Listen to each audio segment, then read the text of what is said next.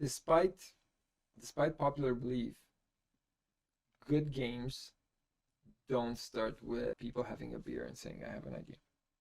So one of the first things that we did was started studying, all right, so how do we come up with the idea?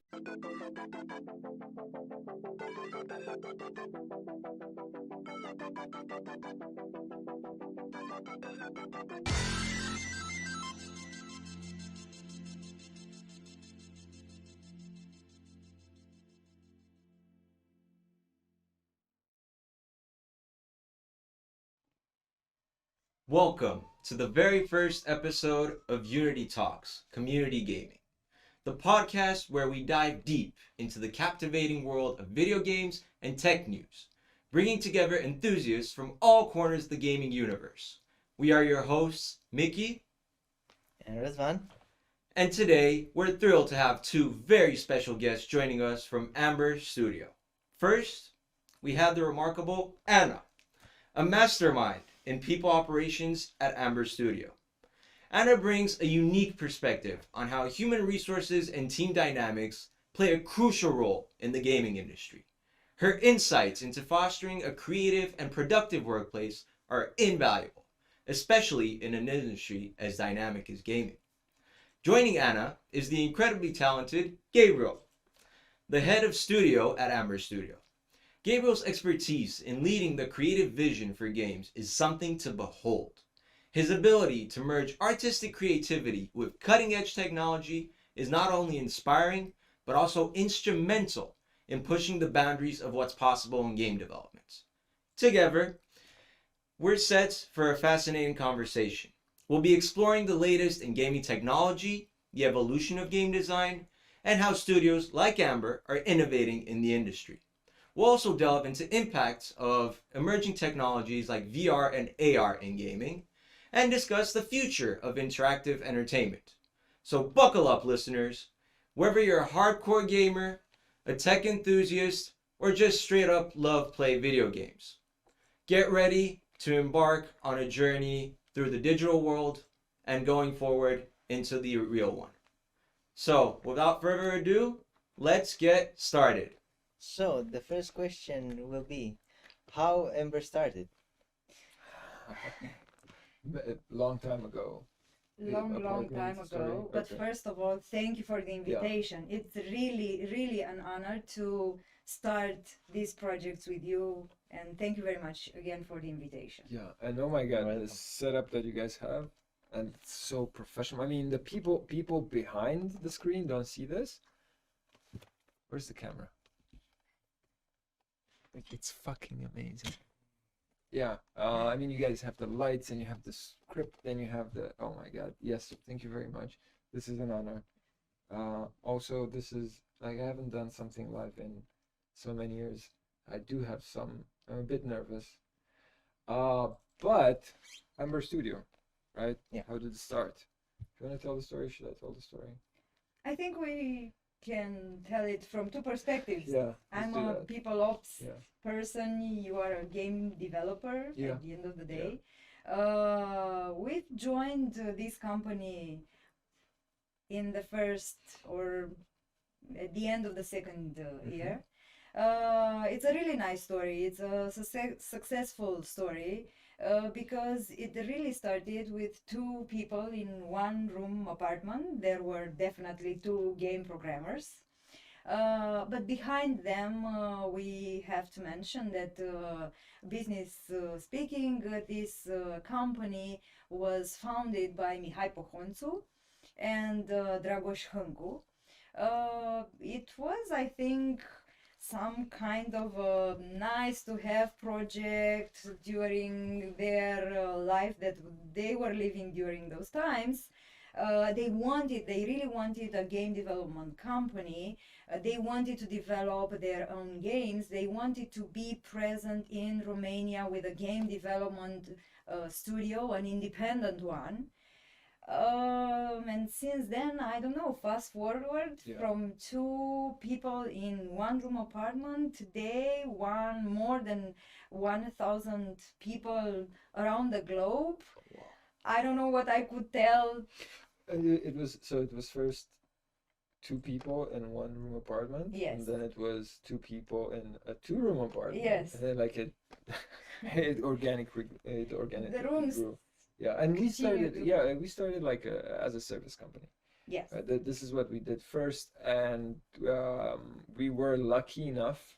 And I think this also has something to do with kind of like the people that started this were veterans. So Dragoșencu, industry veteran, ex-EA, Mihai Pohonțu, industry veteran, ex-EA, ex-Jam Dad, was with Disney as well. He was with Samsung as well. So right, and then the whole crew that was part of the initial team. You've got your Marius Dacu, Julian Anton, Vlad Angelahar. Vlad Angelahar. There's so many people. We just turned 10 Yes. recently. Congratulations. Thank Yeah, you. and we gave out the gifts. Yes. How many people turned 10? 11 people 11 actually. people, yeah. Yes. Most of them game programmers, I Yeah. have to admit. Yeah. But yes, one artist, game programmers, Dragoș Hâncu definitely, one person from facility who is still with us after 10 years. We Yeah. managed not to get her really crazy up until now. Yet. Yet. Yeah. And I think it speaks a bit to the kind of like the DNA of the company back then, because we were a service company. We were doing a lot of ports, and we were lucky enough to work with some major game developers. And how these things start, and I wasn't there. These are just stories. I joined 1 year later. I was employee number 37. Lucky number 37, I think. We'll see about that.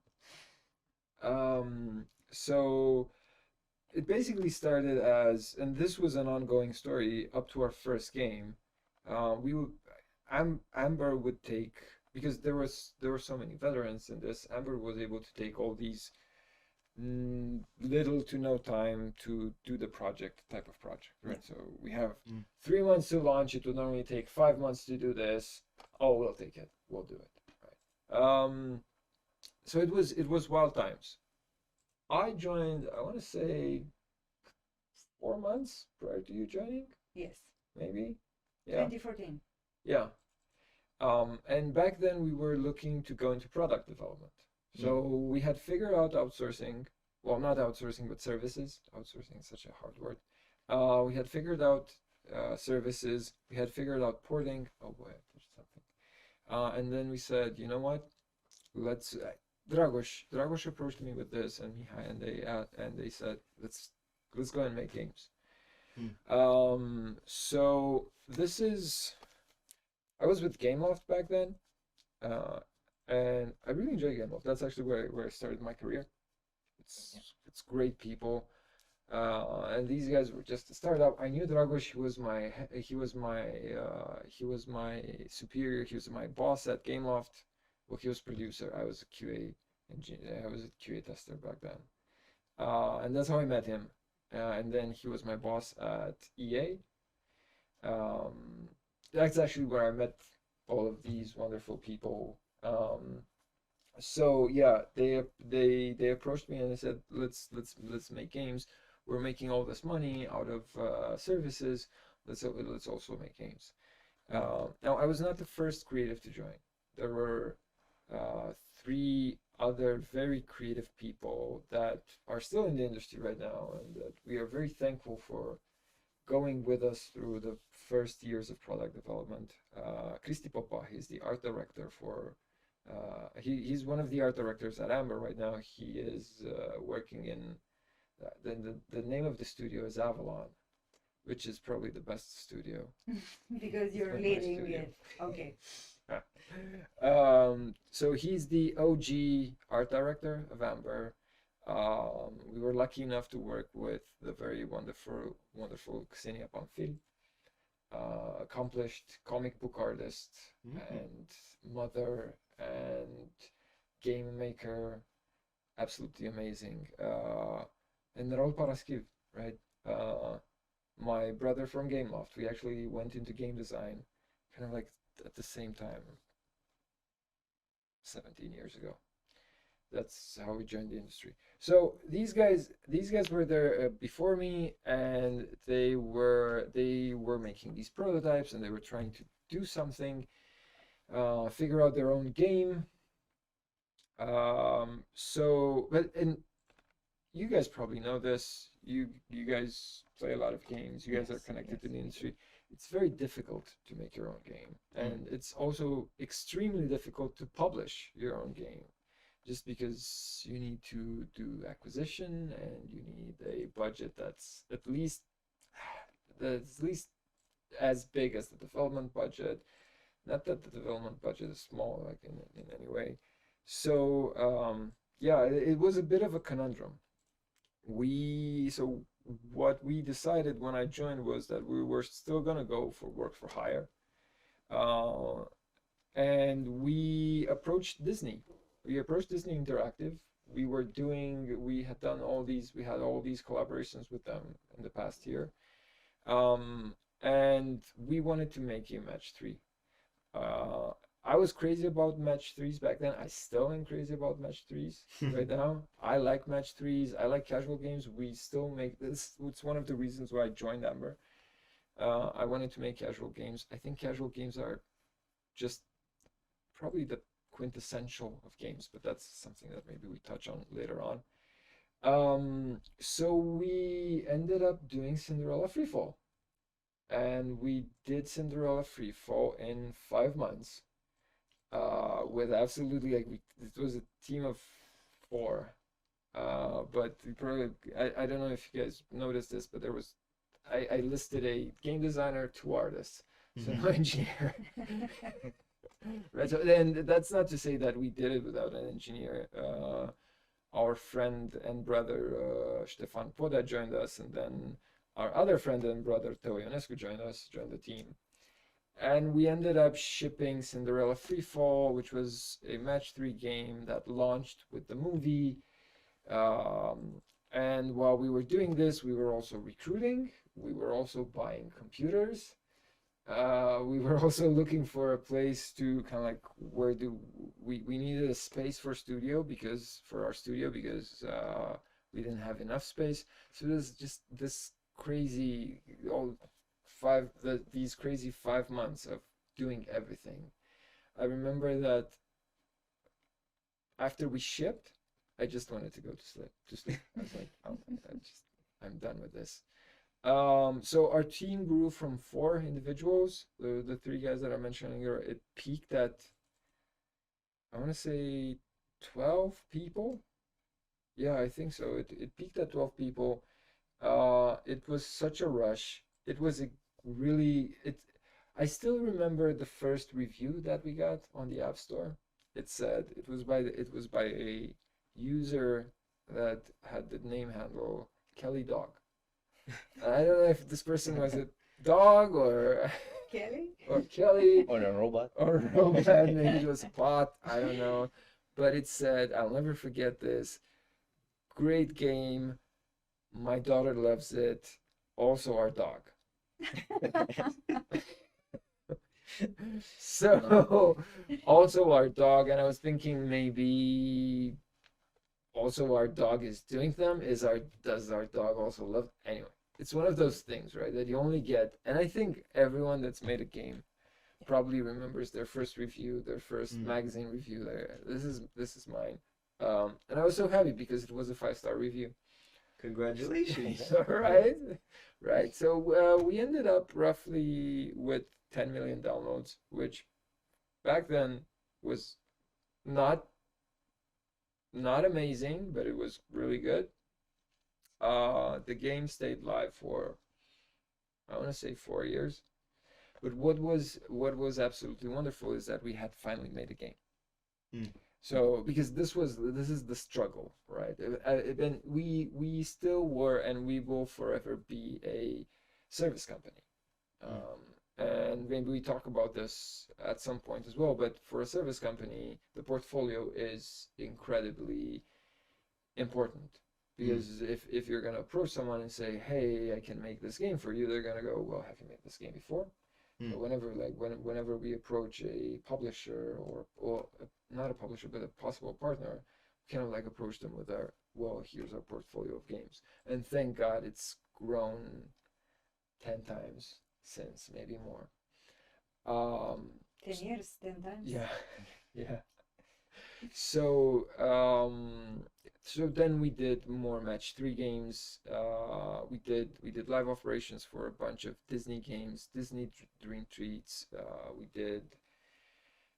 did Frozen. We did some operations for Frozen Free Fall, which to this day remains Disney's most profitable game. Profitable Wow. game. That's how we met one of our friends, the current VP, no, the current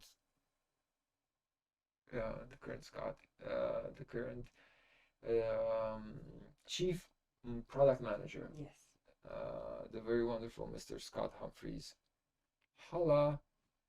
Uh, what else? So yeah, and then we kept growing and growing and growing just because we finally had a game. We finally kind of opened up the floodgates. So we had proven ourselves. We did after that. We did a game for the Apple Watch. We all know what the Apple Watch was for games. It was nothing. Right. We did. What else did we do? Oh my God, we did Tetris, which was really fun. We did our own game. We eventually got to do our own game, and there's a whole history of Amber games that I won't get into. But we did get to do our own game, our first own game, which was Link Twin. And that game actually won an award, and we're so surprised. It was the first. It was our dream had come true. We were finally making an indie game. So there's a thing about people in the industry. All the people that are not indies want to make an indie game, and all the indies want to fucking AAA. make it and make AAA. And like we were somewhere in the middle, but we were living on an. I mean, this is 2016, I think. So the mirage of indie games is still around. I don't know if you guys remember the indie apocalypse that No. happened. Yeah. No. So there was this phenomenon. Hollow Knight and all the. Yeah. And then everything got crushed. But we still wanted to make an indie game. So we experimented for almost 6 months. We first made a game jam. We organized a game jam. Because there were so many people in the company that wanted to be part of a game jam. And I get ahead of myself. Maybe we have more questions. Maybe you guys have more questions, but I do want to tell you the story of the game jam. So there were so many people that were that had made games for at least 10 years in the company, maybe more. And they had never been part of a game jam. So we wanted to kind of like, let's party, right? Because this is what game jams are. They're like a festival. They're like a party of game developers. So we It ended up. doesn't look like this. It doesn't look like a party, does it? No, it's hard work there. Yeah. Well, I mean, we built it together, Yes. right? Yeah. We had to find the space and find the computers, and yeah, and that's another story in itself. And it takes 24 hours in a row. Yeah. I mean, you lock the person's You lock in the the person, room then and throw away the throw key, away the come key back in and 24 come. hours. Yes. It doesn't look like a party, but whoa. Yeah. Yeah. So we were there for 24 hours. What's the name of the place where we went? Club. Something. Yes, 99. Yeah. Piazza España. Ah, Yeah. Yes. The comedy place. Yes, Company, exactly. like, like a Yes, pub. yes. Mm-hmm. So we rented that space over there. We brought our own PCs. We brought our own pizza. We brought our own drinks. Ana was kind enough to visit, so we go in there for 24 hours. Ana was visiting every I was now bringing and then. food. Bringing food. Are you alive? Yes. Food for you. And we made 5 games. 6? Maybe? 6 maybe, yeah. The theme of the game jam, I'll never forget this. The theme of the game jam, we put a lot of themes, a lot of words, and we rolled them up in little tickets. We put them in a ball, and we struck one. And I'll never forget this. The theme of the game jam was imitation. And yeah, we were in there for 24 hours. Two very, oh, two, three very talented guys made this prototype of what turns to be LinkedIn. We loved it. We looked at it. We were amazed. Everyone was playing it. Like even we were super tired and we still wanted to play. I remember going home after being awake for 24 hours, sleeping for maybe 12 hours, then going back in the office on Monday, and everyone was playing LinkedIn. I'm like, okay, there's something about this game. Wow. And that's how LinkedIn came to be. We turned it into we then made it bigger. We added the story. That is my only game as a creative director. Funny enough, I was going through a breakup back then, and the theme of the game is the mourning process that a couple goes through. Mm. And we didn't make any money.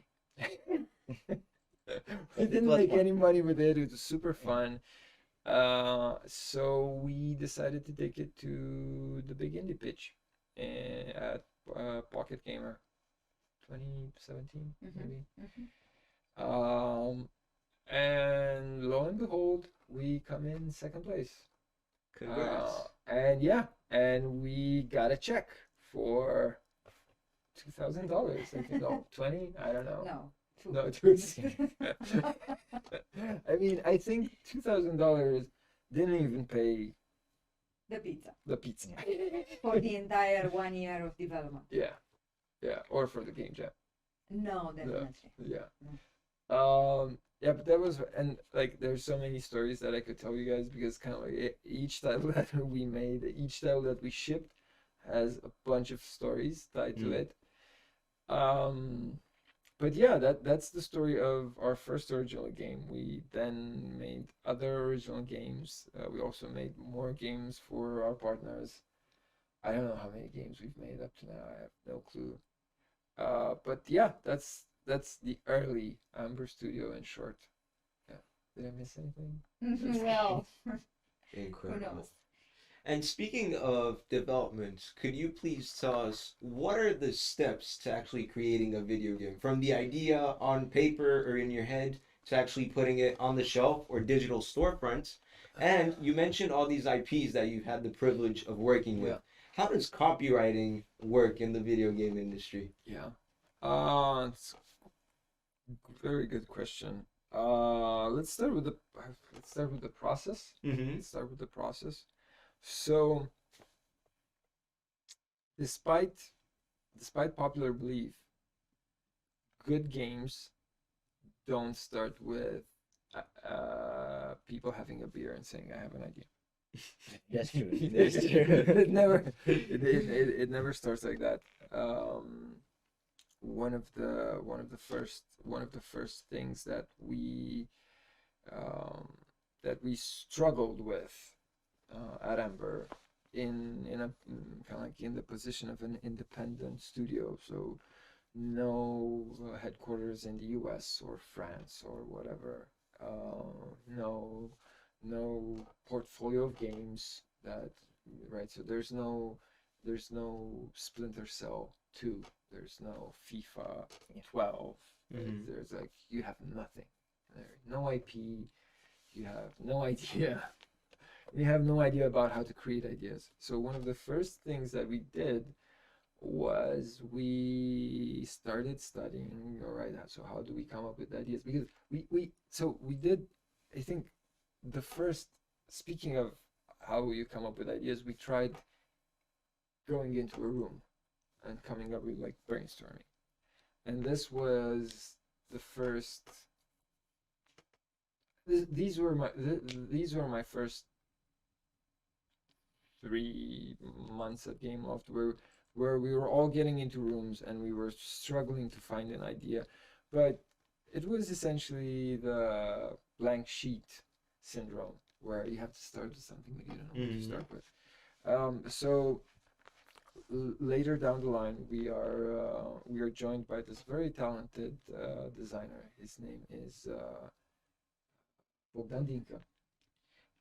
But we affectionately call him Capitanul Blan. very talented game designer. He's also a musician. He plays drums and he plays guitar. It's like he's like he's got dreadlocks. I don't know if he still has dreadlocks. Like No. you look at him and you go like, all right, this guy's a creative. So with his help, we discover this process. We call it the ideation process, but it's essentially design thinking. It's distilled design thinking.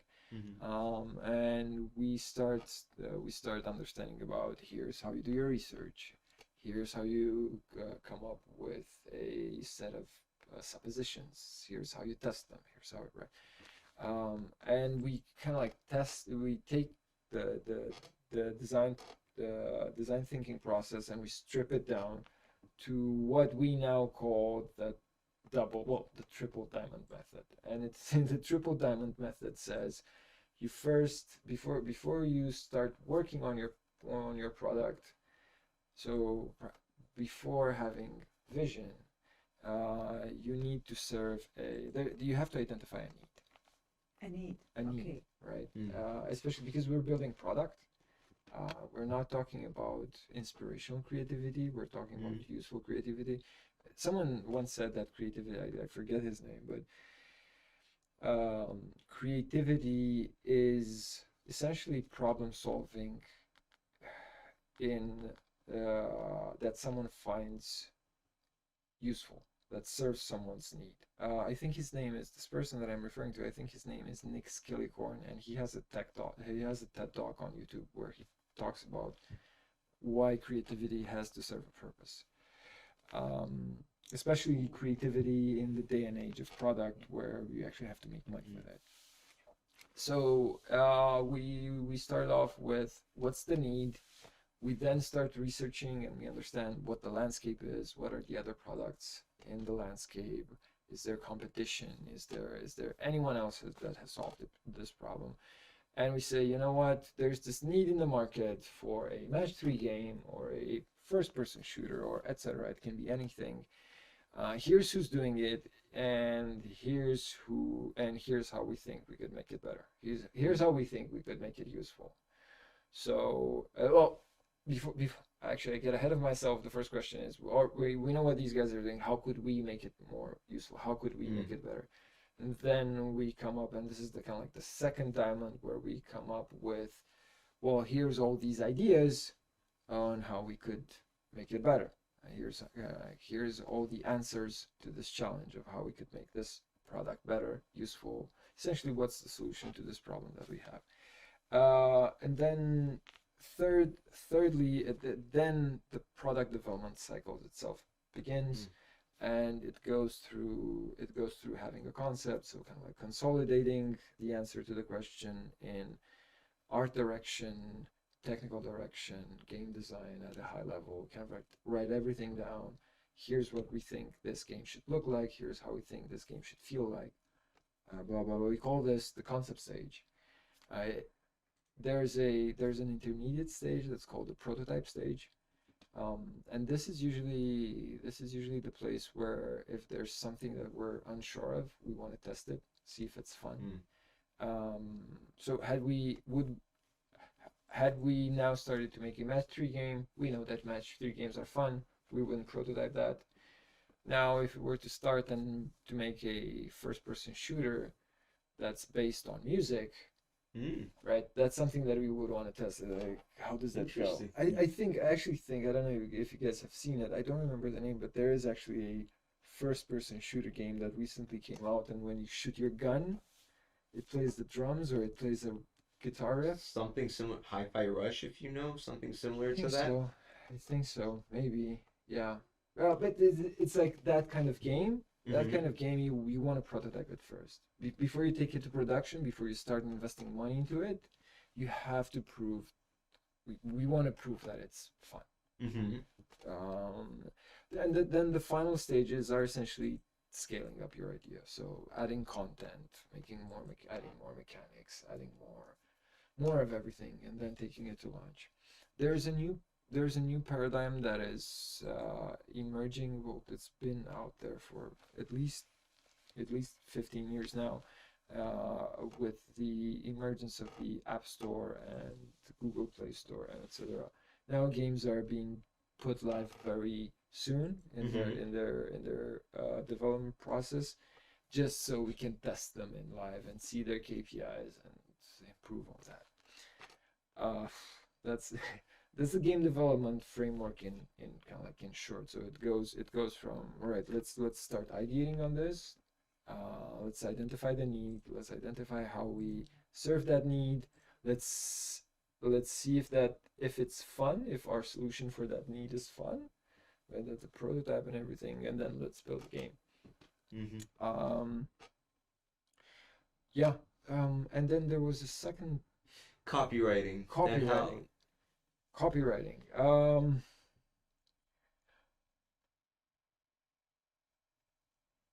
So copywriting is, and I think it's a broader subject, which is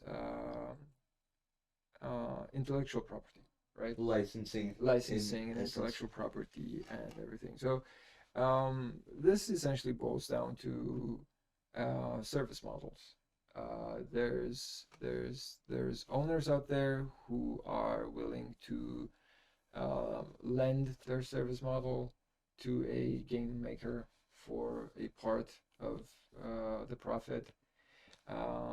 There's license owners who will finance someone to do a game with their IP, but then they take more of the money they make. So there's not a single way of doing it. There's multiple ways of doing it, and it usually boils down to, number one, the scale of the IP, right? And there's IPs, by the way. There's IPs that no one wants to make games with. They just don't work. And I think like very maybe like very popular IPs, it's very difficult. It would be very difficult to make a game. What's the name of the lady, the blonde lady that has a talk show in the US? Ellen? Ellen DeGeneres. Yeah. It'd be very difficult to make a game. She's a huge brand. It'd be very difficult to make a game for her.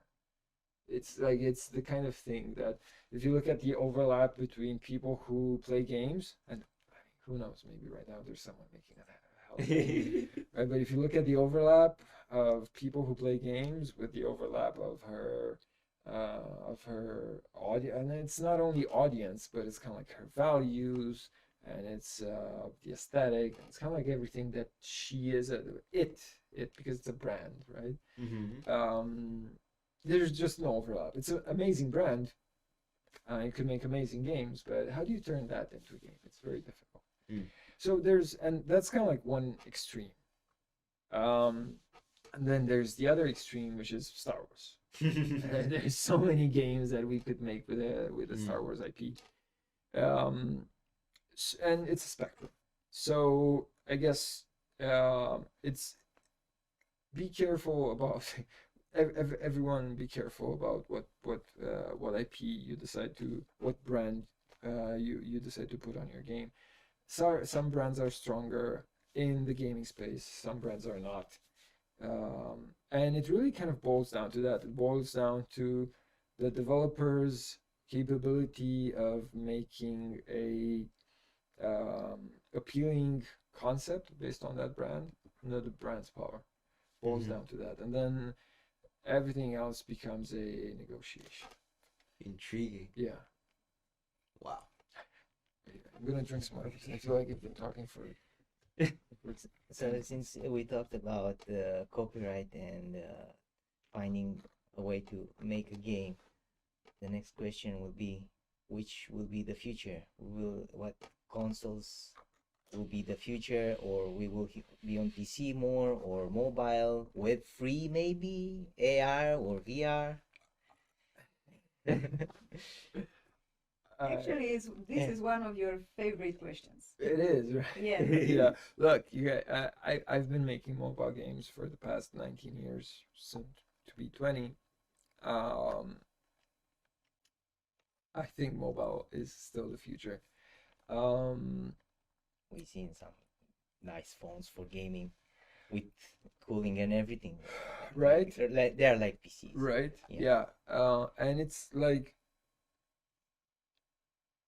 I don't know if it's necessarily about. No, hang on. Before we Yeah. talk about mobile games, I want to make some statements. So I don't know enough about Web3. I definitely don't know enough about Web3 game. We've pitched Web3 games. I was part of a team that developed concepts for Web3 games. I still, however, don't know Web3, and for the life of me, I honestly don't understand why people would play a game in order to make money. It's just in my mind that doesn't make sense. I understand gambling. I think that makes a lot of sense. I understand cash rewards. I think that makes a lot of sense. I think that games are intrinsically based on people's needs to relax and disconnect. And when you add something on top of it, like cryptocurrency or NFTs or something along those lines, it turns into something that is no longer about having fun. There's this guy who wrote a book. His name is. The name of the book is. Collegro to show you. So the name of the book is Homo Ludens, and his name is something Huizinga. I'm sorry, I forget the name of the author. But like, if anyone's watching this, you can Google Homo Ludens, and he makes an argument about how games are competition, games are rituals, games are about coming together, games are about being social, games are about playing by the rules. They're not about making a profit. That's why we have jobs, essentially, right? And if you think about jobs, we still follow a set of rules and we get rewards, so they're very similar to games. But anyway, so I honestly, I don't understand Web3. I hope it makes it. I hope it turns huge, and I hope it brings more people into the gaming industry. I now my experience with PC and console is also very limited. I've done Xbox at Gameloft, but that's about it. So I don't get it. I don't know enough about it to speak about it. But you are an user at the end of the day. Well, You yes, play yes, I can. for a long time. I can make game recommendations. What's your favorite platform? Well, right now I still think it's mobile. I haven't touched a game And controller in. If I may add another dimension, portables as in Steam Deck, Yeah. the Rogue Ally, I would mobile love. PCs basically. I would love to get my hands on one of those. I would love to spend time with it. I can't think of a title right now that I would play on a Steam Deck rather than on a PC. Does that make sense? I don't. Can you think of No. one? It's still a PC, Right? So Because it's a portability PC, is yeah. the number one aspect, yeah. advantage. Yeah, but I'll just carry my laptop around. I have a gaming laptop. It's heavy, sure, but I would rather carry that than anyway. Besides the notebook? Plus my phone, plus my iPad. So I still play a lot of mobile games. I average about 2 to 3 hours of mobile games per day. Wow. I like them. I make them, and I still think that there's something about mobile that just puts it head and shoulders above everything else. Because if you think about it, there's if you think about it, it's everyone has a mobile game. Everyone has a mobile phone in their pocket. And not everyone considers themselves a gamer. And I know so many people that would argue that they're not a gamer, but they play a lot of mobile games. There's 3 billion people out there in the world that identify themselves as gamers right now. Wow. That's a lot. Yes. Mm-hmm. Yeah. Right. So it's definitely more people play games than watch movies. More people play games than Really? listen to music. Yeah, because I think we were looking at some statistics. We do this. We do this. What should we call it? Our workshops Our workshops. Yeah. with students. Yeah, we do workshop with students, and we tell them about the size of the game development industry. And back in, I think, 2017, the game development industry combined was making more money than movies and And music. music. Yeah, Seriously? yeah. Yes. It So was incredible when I found Wow. out this. I couldn't imagine. I thought Hollywood plus Bollywood Mm-hmm. plus music. Yeah. Well, it's not enough. Wow. So it's still an relatively untapped potential. you think about Yeah. Wow. it is because not like we know so many people that don't play games, right? Right. There's so many people that play games out there. You don't necessarily need to be a hardcore professional gamer to call yourself a gamer. If you are spending, I don't know, 15, 20 minutes in a subway and you are playing a match 3, for instance, Yeah. almost every day, you are a gamer. Yeah. Yeah. Mm-hmm. You don't Pretty need to much. be the best shooter or the best strategist in a AAA game Yeah. to call yourself Yeah, a player. for sure. And there's people out there. I'm sure there's people on the internet that are familiar with the term "filthy casuals," right? But gaming is that big, and so 2017, it was doing. I don't remember. I want to say it was 109 billion, the size of the market. So if you consider the fact and movies and music combined with box office and streaming and everything, they were making this much money. Now, if you consider the fact that the pandemic happened and everyone went inside and they're playing games and they're no longer going to the cinema, they're no longer watching, they're no longer going to live shows and concerts, it probably doubled. I don't know. I don't know the exact numbers, right? But there's a lot more people out there who are playing games, specifically mobile games. I know that mobile is roughly 40% of the gaming market. So if you were to split the market in PC and consoles, PC, browser games, mobile, the biggest size of the pie is mobile. And I'll wrap this up. The reason is, number one, everyone has it, but then the other thing is it's so accessible. Like whenever we meet the kids, we ask them this question. I ask them, how long has mankind been around? Okay, so take a wild guess. Not 10,000. More than 10,000? 20,000? Oh no, because I don't remember either.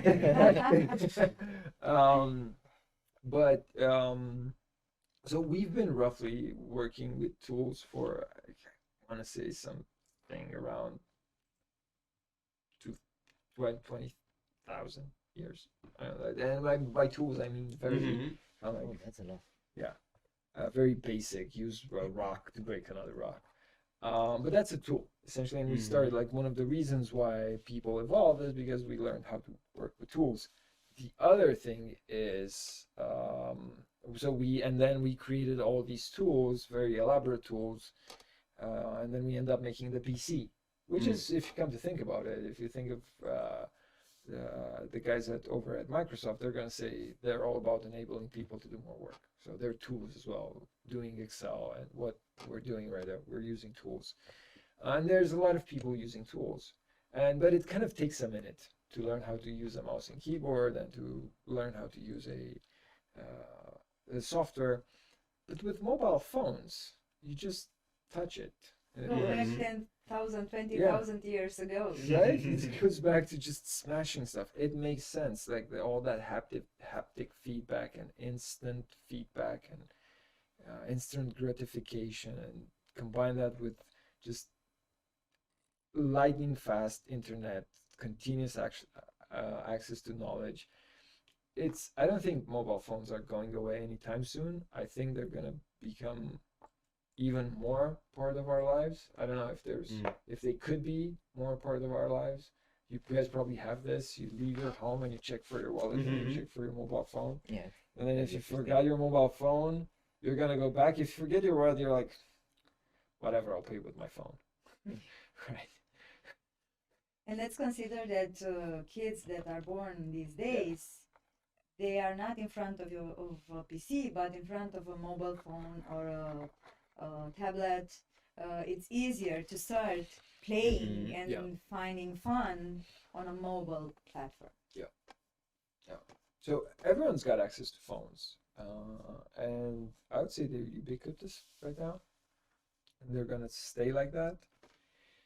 So I don't know what the future is. I'd have a lot more money if I knew what the future was and what's in store.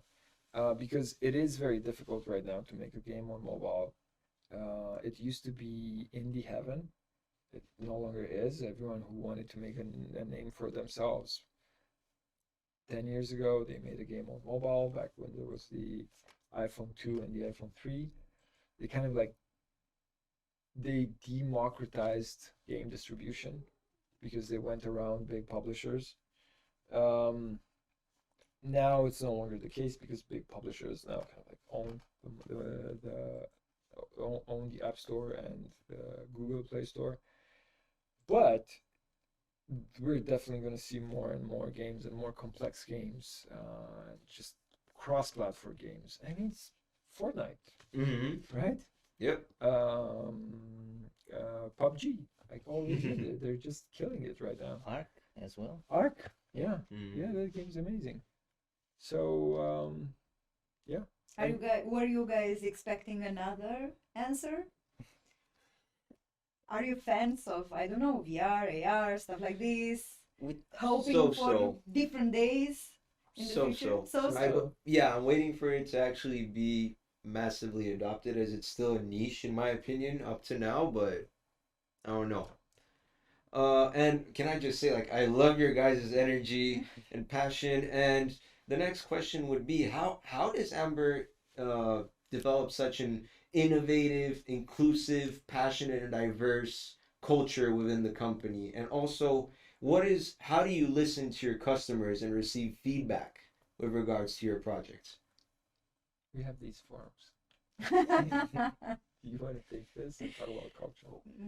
Again, we will answer from different perspectives, but I think it's amazing. It's something amazing about this company. This is a totally Romanian. Today is a global one, but it started as a unicorn and still is a unicorn, an independent Romanian company. With these people back in those days, 2013, 2014, they all were and still are friends, and they wanted to make games, so they started to join Amber just because they knew who they were going to find in Amber. So for years, yes, definitely I was helping recruiting, but when I joined Amber, I was recruiting also from my friends. I was the 7th employee of Electronic Arts Romania. In those days, it was Jamdat, and then it was bought by Electronic Arts. So I'm working in this industry since 2005. I do have a gaming networking, and when I started recruiting in Amber, I was also calling my ex-colleagues. But first of all, the culture that was established in Amber was based on the fact that all these people that were joining Amber, it was not the fact that they knew each other, because they worked previously together and they worked well.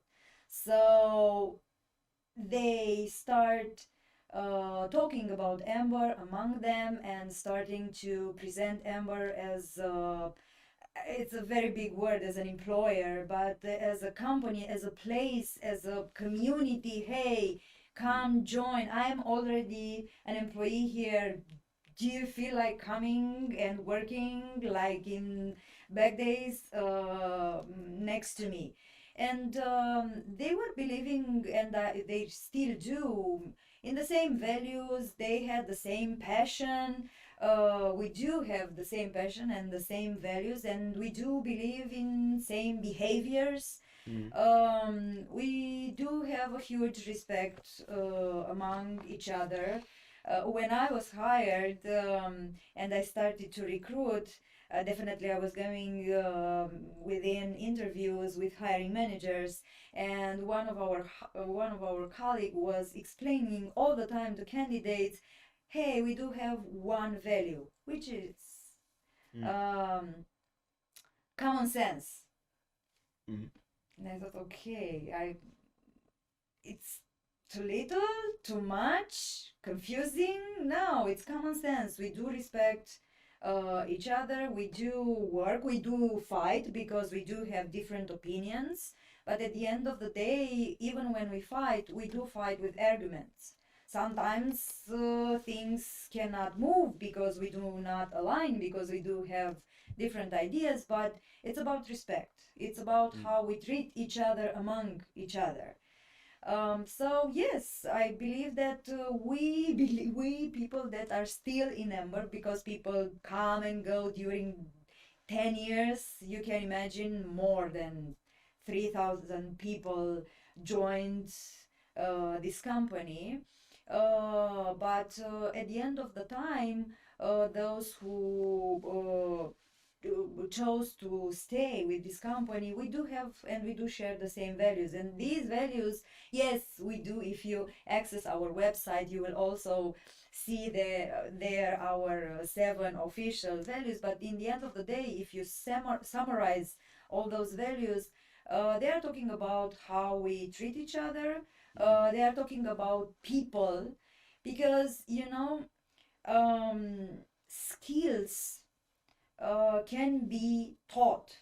We can learn. We do have classes inside the Amber, outside Amber, doesn't matter. Skills can be taught. We can learn.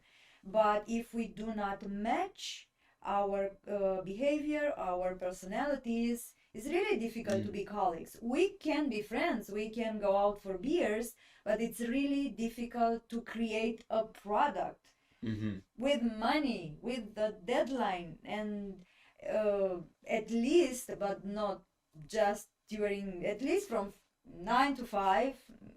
We come sometimes earlier and we leave later, but at least during these hours, first of all, we are there together to create something. It's a bonus that we know each other for long time. It's a bonus that during not only these 10 years, but in 20 years since we know each other, we became even relatives within this company. It's a bonus that we do go out on vacations together, but mainly from Monday to Friday, we are together to create a product. So it's about people. I think I was the 7th employee of Electronic Arts. I thank Mihai Pohonțu because he brought me there and he supported me to start my HR career in Electronic Arts. Dragoș Hâncu insisted to join Amber, and I'm really glad, and I thank him too. I saw during my career different types of management, different type of team dynamics. I agreed with some of them. I totally disagree with others. But today, I am here because I definitely feel that only the people that I'm working with can give me the energy to wake up very happy in the morning and meet my colleagues and do stuff together, to pass over difficult moments, because you can imagine, and maybe you've heard from media, to be global company, a Romanian independent but also global company with more than 1,000 employees, to be also a successful business, because at the end of the day, yes, we do games, yes, we come to podcasts, yes, we go to students and teach them gaming, but at the end of the day, we are It's a a business. business. We need to live from this business. It's not an ONG, it's not our fun project. At the end of the day, if you are and also during the difficult moments, you couldn't pass those difficult moments without the people around you. People that sometimes really concrete support you, or people that just ask you, I'm here, or let you know, I'm here if you need me. It's not easy. It's not easy, and maybe we will have time to tell you more about how these original IPs, Amber original IPs, were developed. If you're asking me, an HR person, what I saw, I'm not a game developer. Yes, I'm in the industry. I know a lot of about game development, but I'm an HR person. But what I saw, it was the struggle between the members of a team, because Cohesion. they, yes, exactly, they were all experts, sometimes struggling to include juniors, talking about diversity, sometimes struggling including women. I can't go They were doing Cinderella Free Fall, a princess's game, only being men. Are you So they were, serious? yes, it was 11 guys and one girl. yes, You make they were making a coming to each. primary female audience game. So yeah, They were coming to HR because we were two girls in HR, one in facility, one in finance, and Yeah. they were asking us to be their game testers for the game. So it's really tough to, when it comes to skills. No, it's okay. These can be learned. I These started can be wearing a taught. purse when we were doing Cinderella. Actually, yes, and waxing your legs, yes. And but which is harder is to deal with different types of behaviors and personalities, and it's easier when we do share common values. That's workable. Otherwise, it's really tough, sometimes impossible. And I'm pretty sure that from time to time people are leaving because they do not share these values. And it's fair. Um, but I think this is about Amber and organizational culture. It's how we treat all of us, among us, and yes, definitely how we see people in the board, people in the. These are really strong words for us. We are all, not all, but most of us are friends. We know for quite a long time, and Gabriel was asking for my support to tell you the title, the role of one of our colleague in the leadership. I don't know them. It's Scott. It's our yes he's a friend. friend. Yeah. It's tough when I need to speak about board leadership, management, maybe, but. Yes, at the end of the day, they lead all this organization, and in 10 years, we experienced a lot and we reached really important milestones. But how we advise each other, how we address an issue. Because when it's fine, when people are playing, when our portfolio is full of clients, yes, we do have time and energy for all good and nice stuff. But when it's tough, we are people too, and we digest sometimes really difficult bad news, but we need to understand that we have to communicate and to Who will be there to support you Yes, and be by your side? yes, Yeah. yes. Imagine that sometimes, most of the times, the really impacted person, it's not me, the HR person, or him, the manager, but one of our team members Mm. who is going to be moved from a really nice, spectacular project on another one just because the business needs that skills person on the Mm-hmm. project. And it's a decision, it's a business decision, but that person is really impacted. That Mm-hmm. person feels that I will go, I totally understand, but I'm not going to feel really, really good on that project. It's a match 3 casual game. I'm Hey, used. hey,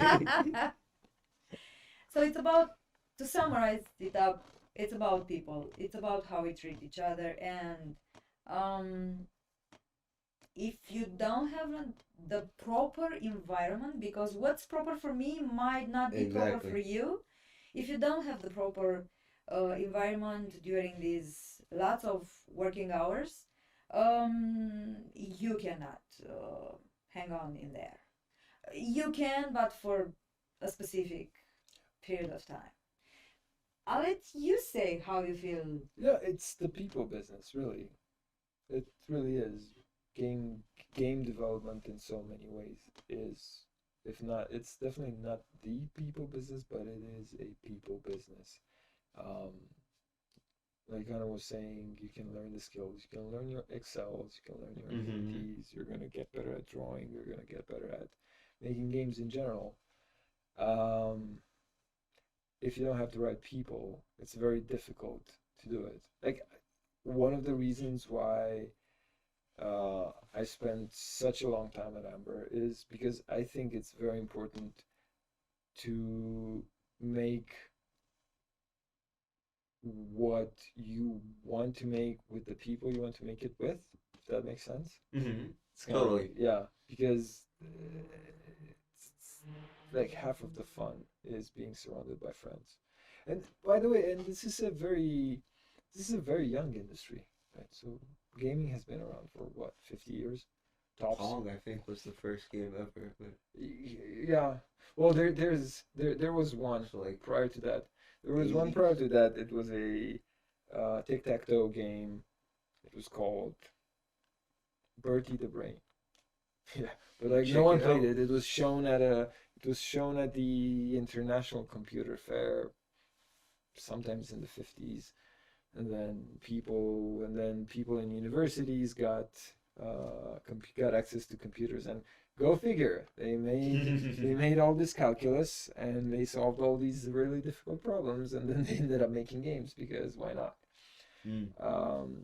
But yeah, and like even with that, it's about people. It's about people being in front of a PC and going, all right, what if we play a game with it? It should be about And the follow-up question that I mentioned, we're talking about people. How do you listen to people, your fans, and what role does this have in the development of a new project or IP? I would argue, so I would argue that at least listening to the audience is easier than listening to the people around. Yeah. And the reason behind that is the audience is usually filtered, right? So we have all these tools that collects data, and we have KPIs, and we have like this, have a first time user experience funnel, and we have a retention tool, and we measure monetization, and we measure engagement. So there's these tools that listen to the audience and come in with the insights that make the game better, and that's essentially quantitative testing. Mm-hmm. And quantitative testing has been around for so many years. It's right. And that's easy. At the end of the day, dealing with that is a hard skill. Now, dealing with dealing with people that have opinions dealing with people that are maybe having a hard day, dealing with people that are going through a loss, or they're going through heartache, or they're going through anxiety, or they're just having a really good day, and you want them to shut the fuck up because you're trying to make it like, I've got this story to do, and you're like, no, let me put on my headphones, go away. Because it's like with all relationships, at the end of the day, it never is just milk and cookies. It never is just sun and rainbows. You have to go through stuff with the other persons, and there's like, if there's game development teams that are just 500 people, so it's 500 different daily experiences that you get to interact with. Well, and I mean, not all 500, but like the biggest team that I've been ever part of was probably 60 people. And I didn't know 60 people. I didn't know what everyone did. I didn't even know all their names. And yet we somehow got along because there's this thing called culture that works behind it. So yeah, I think it's important to listen to your audience. It's way more important to listen to your colleagues and your friends. If that answer your question? Yes. Okay. Thank you for sharing. Yeah. And the next question, because we are still talking about people. Let's say I'm starting I want to be in the gaming industry. What are you looking for when you're hiring? What are the qualities that you look first on somebody that you want to hire? And everybody wants to grow with the company, and you said a lot that people grown a lot with the company as well. It grown. So, well, you were with our company, so look at this guy. Yeah. This is what we're looking for. Yeah. Got a tattoo and plays games. Handsome. So if you don't have tattoos, you're not handsome, and you're not playing games. You should. You should, yeah, go get a tattoo. I mean, it's. I'll take a stab at it. Ana also has. I'm sure Ana has. What do you start? How about you? Okay. Yeah, I'll please, start. you start. This is quite a discussion here, because as I was saying, first of all, we're a business, and people need to know that we are offering services. So we live from these. People do not come to Amber because they know from the recruitment process that they are going to work on that game or on the other one, like in other companies. So they know that they are going to work on different type of games for different types of clients.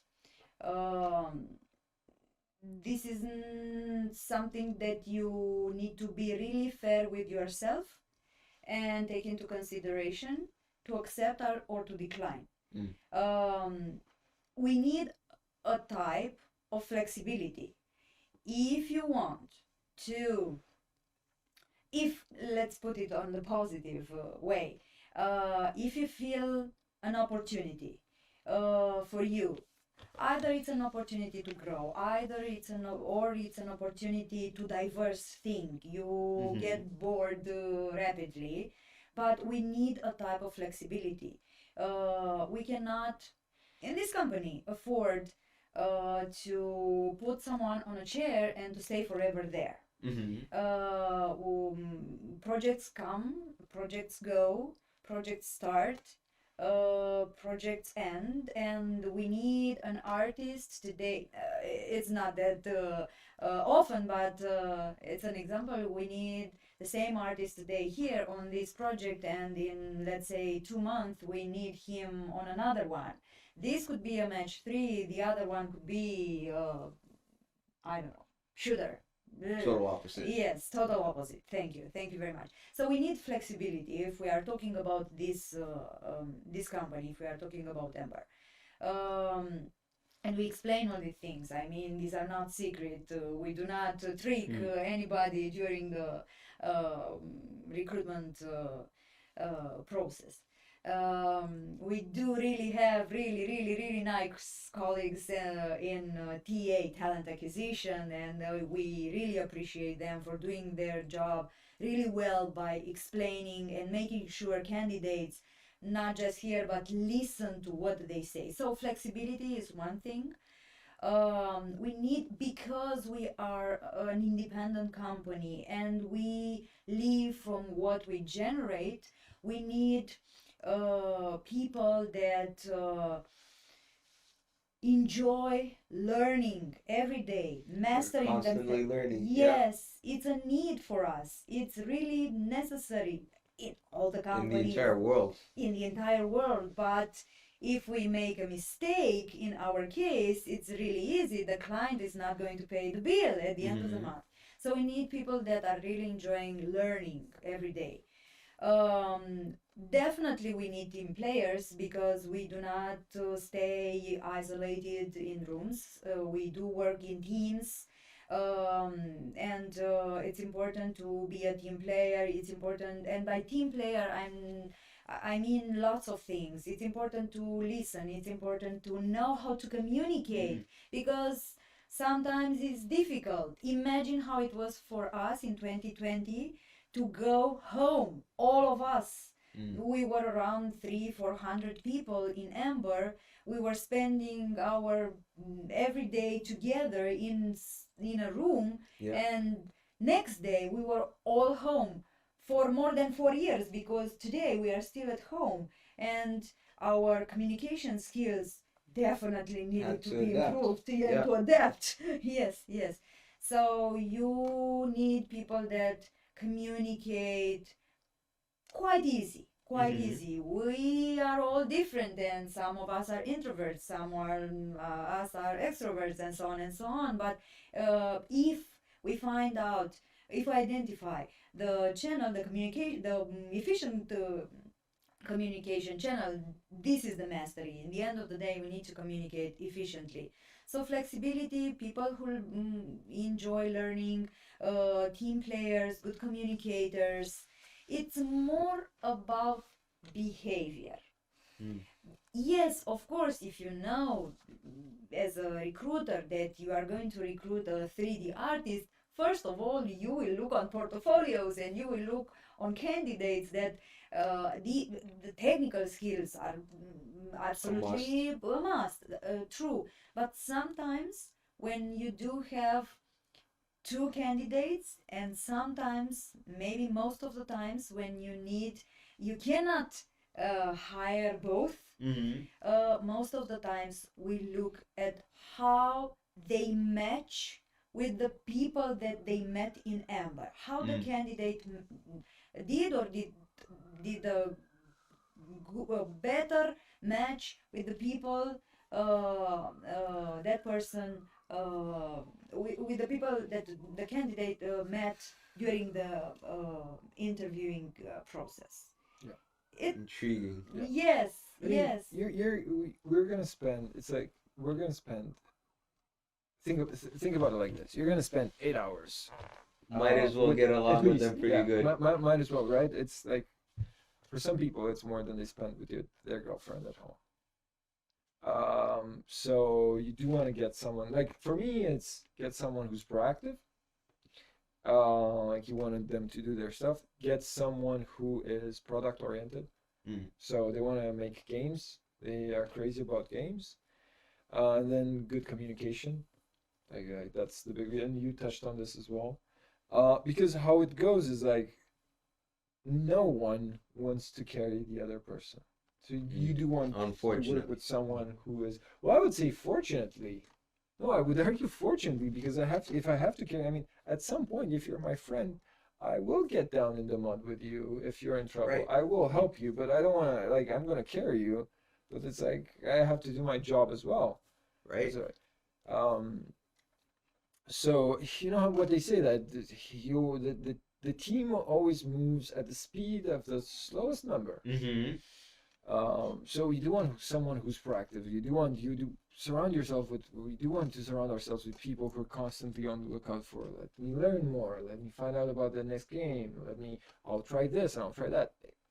It's important. Proactivity is important. The other thing is, I mean, do you want to make games with someone who doesn't know games and someone who's not passionate about games? And there's an argument to be made that maybe they'll come in with original ideas, but you know what? You want someone who is product oriented because you want to be able to learn things from them, and you want to brainstorm with them and understand new things. And then the other thing is good communication. So, because it will get down to very difficult long nights, difficult moments, and you do want someone who is vulnerable, who's authentic, who can communicate what they have on their mind, who can be assertive about how they feel, about what they need, without being a jerk. And again, because you're gonna spend all, it's like basically what you'd look in a girlfriend. And by the way, ladies, call me up. Like, joke aside, at least 8 hours a day with this person. Plug your Instagram now.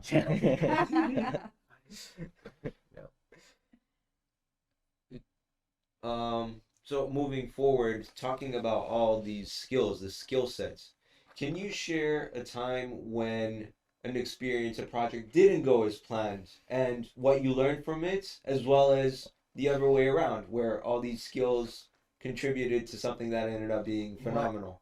My projects never go off course, so I'll let Ana take this. All my projects.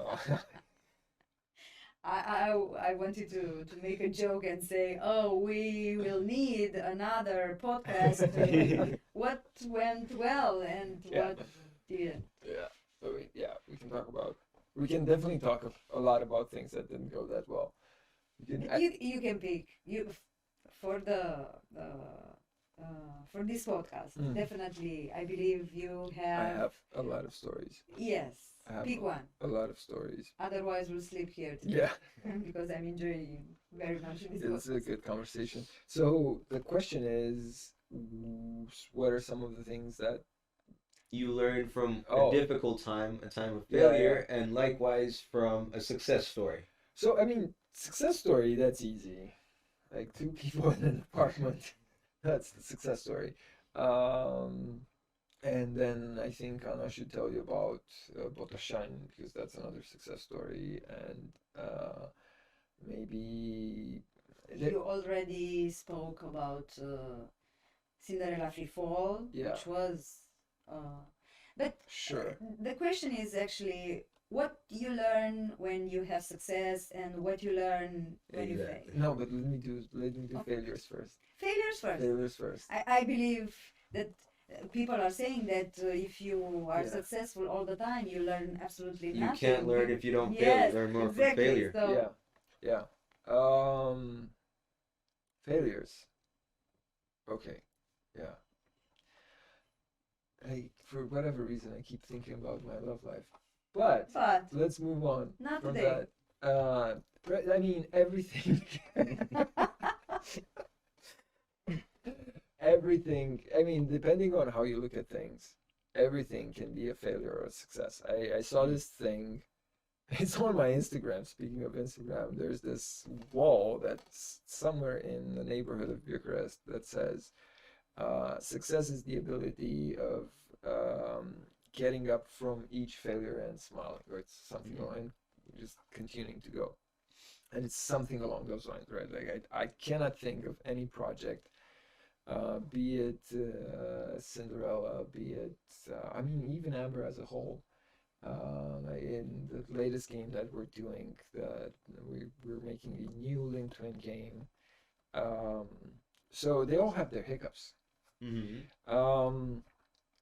And like with Cinderella, we were not ready. We had no clue about how difficult it is to make a game while you're building a team, while you're finding a place for your studio, while you're running out of money. So many things. But the biggest lesson that I ever got, because it's probably this theme is going to keep recurring in our conversation, is people. Get the right people for the right job. Like this is the biggest lesson that I had learned over the past years. And we brought in a lot of talented people in Amber. And some of them were very successful. And some of them were unhappy. And so one of the, because in the early days, I wanted to make casual games, and Raul wanted to make other types of games, and Darvish wanted to make other types of games. So, and this was our first experience together as a team that was at the helm of its ship. And we were trying to bring in all the talented people to help. So we brought in people that were making mid-core games, and we brought people in from Ubisoft, we brought people in from Gameloft, we brought people in from Electronic Arts, so people who worked on Assassin's Creed, people who did FIFA. I did FIFA when I was in Electronic Arts, and it was just mind-blowing. But it has a very, doing FIFA requires a very specific type of person. It requires someone who, like, it should at least enjoy football. Mm-hmm. And so not everyone that was part of the original studio stayed around. And the reason was we were friends. We wanted to make games together. They wanted to make a type of game. We wanted to make another type of game. And at some point we ended up parting ways. So, like, I want to say that's the biggest one. Get the right people for the job. And then the other thing was what we were discussing earlier on about there's a very specific portrait of the person, right? So they have to be proactive, they have to have good communication, they have to be product oriented. And if we can be friends, that's like a bonus. I'll tell you what I learned from a successful story. Everything in this life is possible. Really, everything in this world. Except most things. If you really believe, if you give it a try, if you work hard, yes, all this, but everything is possible. We do have today a studio, a QA studio in Botoșani. Mm-hmm. I think that the only two people believed back in 2019 that we could have a studio in Botoșani. Mihai Poconțu and Laurențiu Rusu. Mihai Poconțu met Laurențiu Rusu, they talked about this, and today we do have 150 people in Amber Botoșani. Why the rest of us did not believe only for 1 second in this project? Because, as you know, there is no gaming industry in Botoșani. Yes, we do have Iași, but it's not Botoșani. Not even in Suceava, so in the north part of the country, we do not have, in that part actually of the country, we do not have gaming industry. You cannot steal good candidates. You cannot start with people from Bucharest. Nobody really wants to move to Botoșani for more than, I don't know, 1 week, 2 weeks. Let's take a trip to Botoșani and do what? We are not going to travel Bucharest, Botoșani all day, every day. Why creating a business in Botoșani? Well, still in 2019, Laurențiu Rusu with our recruitment team built 20 people that knew English, knew how to operate a PC, and knew and were very, very passionate about gaming and doing qualitative games. Yes, for more than 3-4 months, the people from Bucharest, QA leads, moved to Botoșani and trained these people. But today we do have one big building in the middle of Botoșani, in the center of the town near the mall. It's actually quite an iconic building because it's an ex-banking building. It's Whoa. full of steel, glass, marble. We try to sweeten it up with our amber, which is yellow, but still it's quite impressive.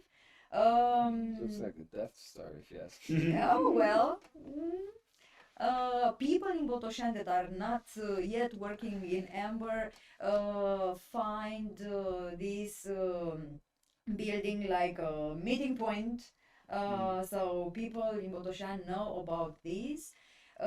It's really, I'm really proud. I wasn't part of this. I visited Botoșani twice, but I'm really proud of everybody involved and people that are now there and manage the entire business there. I'm also really proud that during these 4 years, people who started as junior game testers, not even game testers, full game testers, but junior game testers, some of them today are doing what they are really enjoying to do, meaning that they migrated from QA to IT support, to game design, to art, management, and so on. It's really impressive. It's really impressive, and I believe these people are going to work every day, so they work from the office.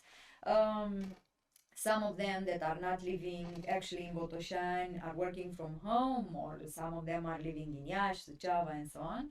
But otherwise, people do go to work there, do go to the office there, and it's amazing for me after 4 years what's happening there. From yes, one person who had the idea, Mihai Pogonțu, Laurențiu Rusu came up with the idea. Mihai said, okay, sure, go. Nobody believed, but even commented, come on, one more crazy idea on our yes. And today is I think it's the most vocal and the most loud successful story that I feel I have experienced in Amber. Definitely every day is an experience in Amber, due to the business, due to people, due to responsibilities, due to the fact that I'm colleague with Gabriel and we are doing lots of projects together, which are not game development related, but mostly educational projects we are doing together. But yes, this is the most visible, actually, the most visible successful story, besides the games and so on and so on, that you can actually go and see if you visit Botoșani. Oh, and actually go on Google Maps. It's like you'll see the Death Star and it has Amber. But I want to add something to what Ana is saying, which is this is not the first time Laurențiu Rusu opens up a studio. So Laurențiu Rusu, hey man, Laurențiu Rusu is the founder of Ubisoft Bucharest, and he pretty much changed the landscape of game development in Romania. So there were some there were some game developers, maybe, I don't know, somewhere. There were people passionate about making games. This is early 90s. But this guy founded the studio, and it kept growing and growing and growing, and eventually the Guillemot brothers back then, who owned Ubisoft and also owned Gameloft. It was not Gameloft back then. It was called Ludi Games, Ludi WAP. So they opened up another studio in Bucharest, which was Gameloft, and then a lot of people from Gameloft migrated to oh my god, they got a job in Jandad and eventually Electronic Arts, and um, you can kind of see the butterfly effect that starts from that. What I want to, and why I'm mentioning this is because I remember I was 20 when I got a job at Gameloft, and I remember it was this big open space, kind of like how you guys have it over here. Ton of PCs and people just playing games and interacting with each other in a very casual way. And I remember thinking, oh my god, I have found my tribe. It just felt good. Walking in there felt good. Not to mention that in the first day of work, so I go into the interview and I get a phone call the next day, and like, when can you start? I'll start tomorrow. But I took another week or so prior to starting. But then I walk in the studio on my first day, and there's this guy on my left hand side, and he is just drawing a portrait with kind of like a big screen TV like you guys have over here. And there's another guy talking, and I remember thinking, what that guy is drawing looks a lot like the stuff that Andrew Jones does. And I don't know if you guys know Andrew Jones. It's not that, it's like he's an artist that was very popular. He's a digital artist that was very popular, and I had seen his stuff on the internet. Like, wow, that looks very Andrew Jones. And I look closer, and I'm like, oh my god, that is Andrew Jones. What a coincidence. Yeah, he was doing a workshop for the Ubisoft people, because back then Gameloft and Ubisoft were kind of like on the same floor in the same building. And imagine the impact that has on the mind of a 20-year-old. Oh yeah. Because I decided then and there, that I was gonna learn how to draw. I never did. I tried to, but it also got me thinking about, it also made me realize that, oh my god, there's a lot more about this industry than just games. And maybe I can do something, maybe I can grow in this industry and build I wasn't thinking about a career as a 20-year-old, I just wanted to make money and play games. But it kind of like put this idea in my head. And this wouldn't have happened if Laurențiu Rusu hadn't, like, go back to the butterfly effect, if he hadn't started Ubisoft. And what I find interesting about what he's doing right now with Botoshen, that he's basically doing the same thing. And Anna was mentioning about people who went into game development by joining QA. And we have some very cool people even in Botoshen.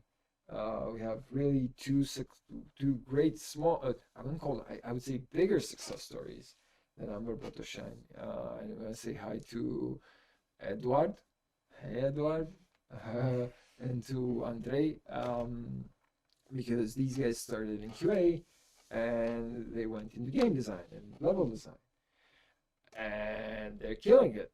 And they're doing workshop in schools, and they're teaching people about game development, and right, so it's slowly but surely just making this dent in the world, and it's a good dent. It's changing the world for the better, because these guys finally, we were talking about guys who would give anything to be in the game development world, and now they finally have a chance.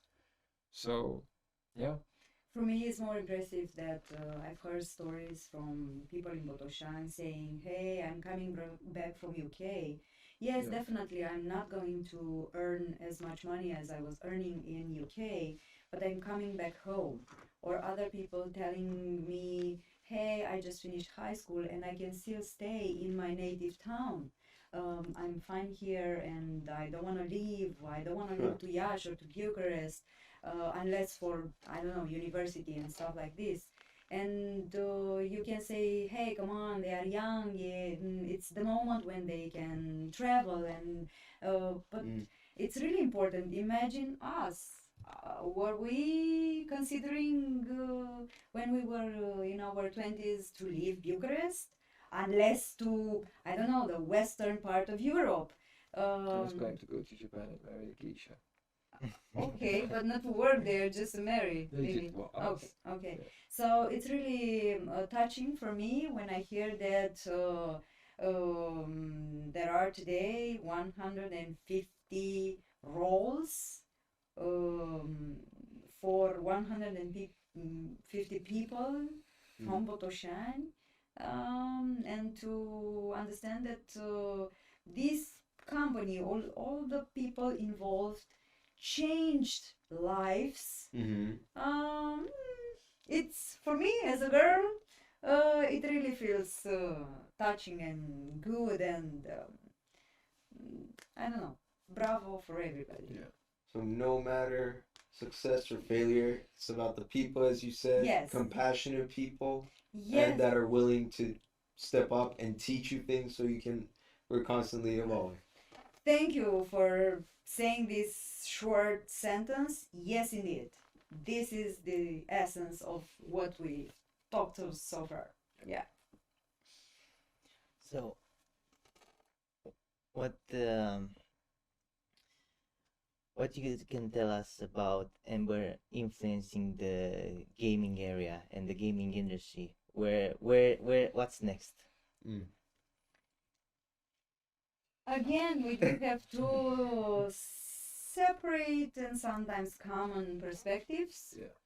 I'm going to talk about Amber because I'm part of Amber, but all the companies doing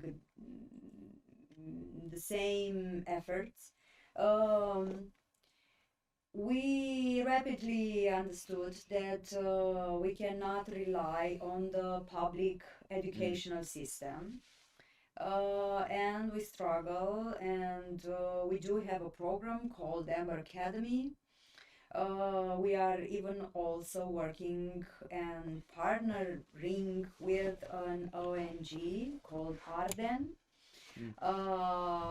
We are going to even create, but it's for the moment I'm not going to tell the name, but we are working to create even a school, a private school.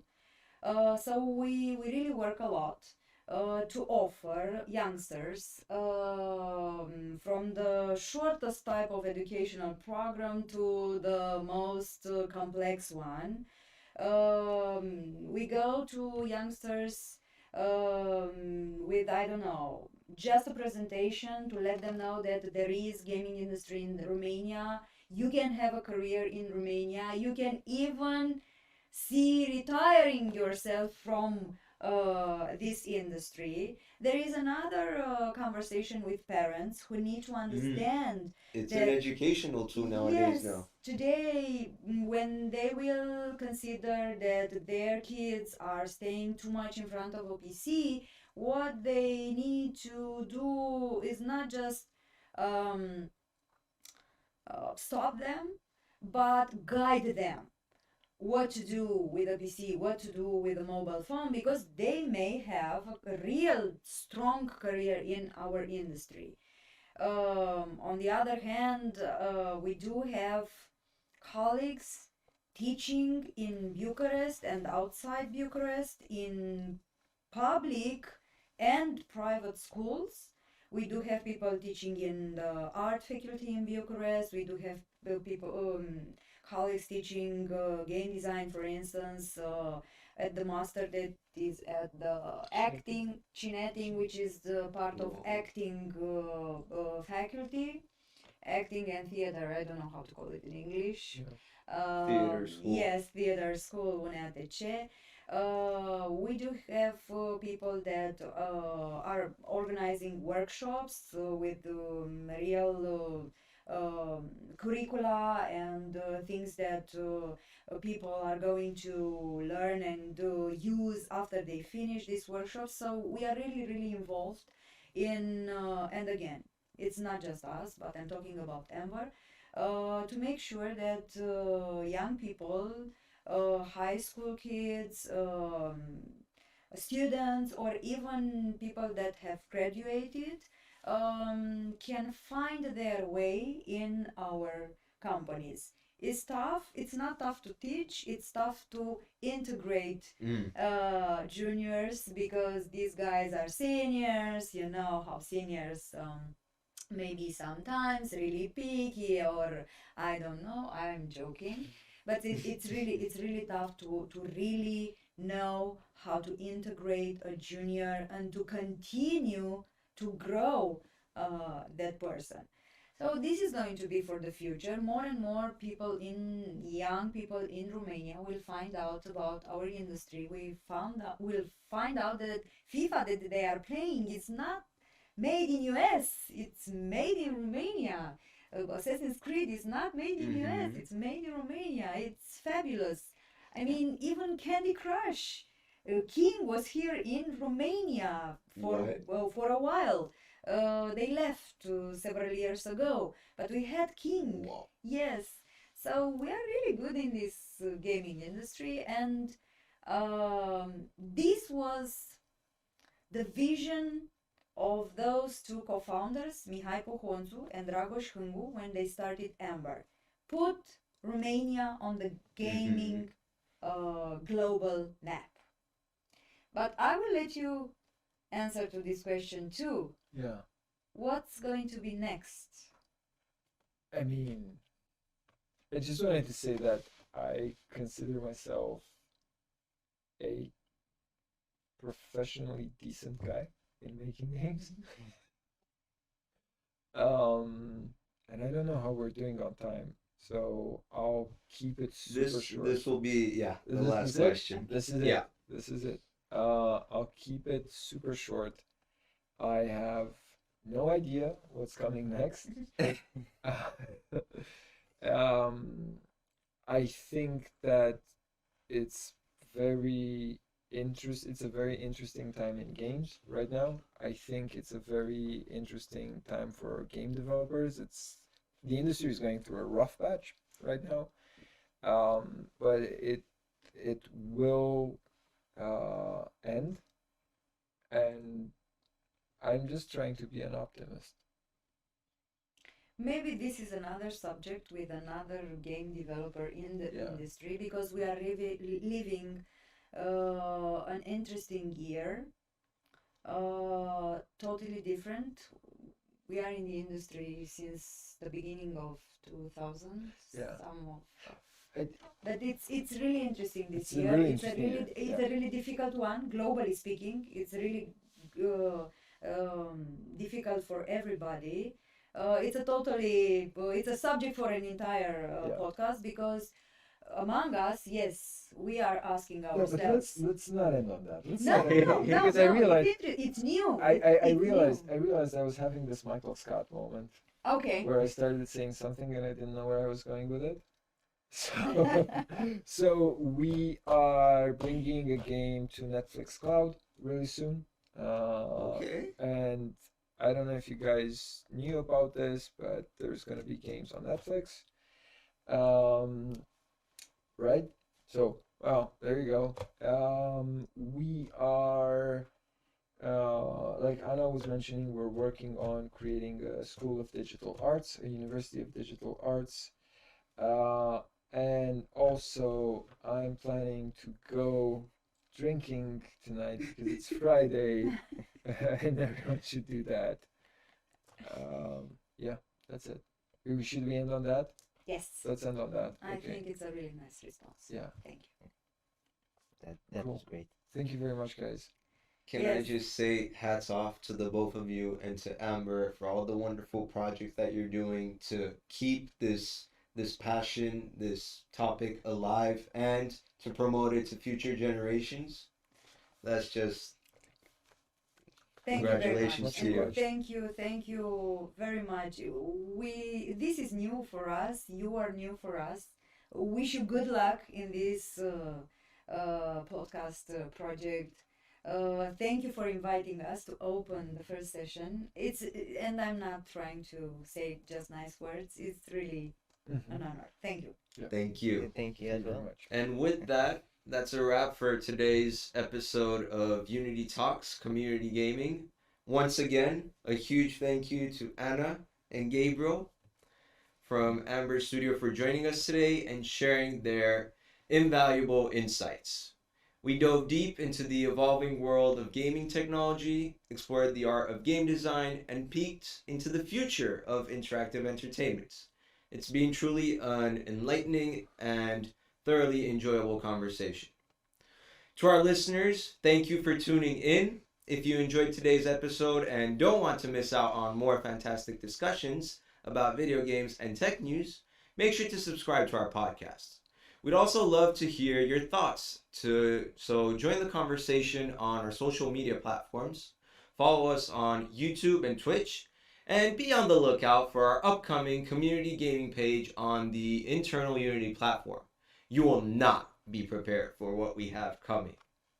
And a special thank you to Laurentiu, our backstage tech experts, without whom none of this podcast would have been possible. Stay connected for updates and behind the scenes content and exclusive sneak peeks. And until next time, keep gaming, stay curious, and be a part of our community at Yunity Talks. Goodbye for now, and remember that in the world of gaming and technology, there's always something new to discuss. And just speaking of something new, let's remind you that for the FC24 Championship, which will be announced soon, absolutely all prizes can be seen within this podcast from start to end. And with that, that's a wrap. Goodbye, folks.